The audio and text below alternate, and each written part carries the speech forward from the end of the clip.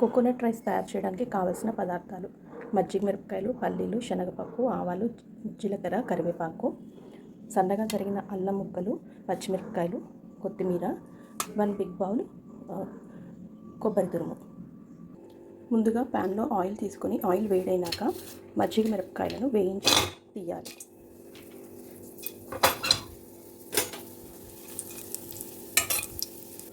మజ్జిగ మిరపకాయలను తీసి పక్కన పెట్టుకోవాలి.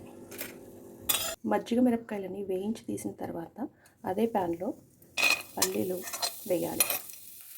పల్లీలు కొంచెం ఫ్రై అయిన తర్వాత పచ్చిశనగపప్పు, ఆవాలు, జీలకర్ర, కరివేపాకు వేయాలి. ఇప్పుడు దీంట్లో కరివేపాకు, అల్లం తురుము వేయాలి. ఇప్పుడు తగిన పచ్చిమిరపకాయలను వేసుకొని వేయించుకోవాలి.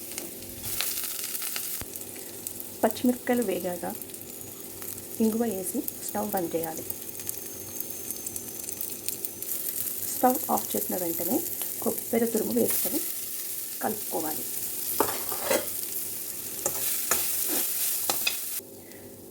ఇలా కలిపిన తర్వాత ముందుగా చేసి పెట్టుకున్న అన్నాన్ని దీంట్లో వేసుకొని సరిపడినంత ఉప్పు, నిమ్మకాయ రసము కలపాలి.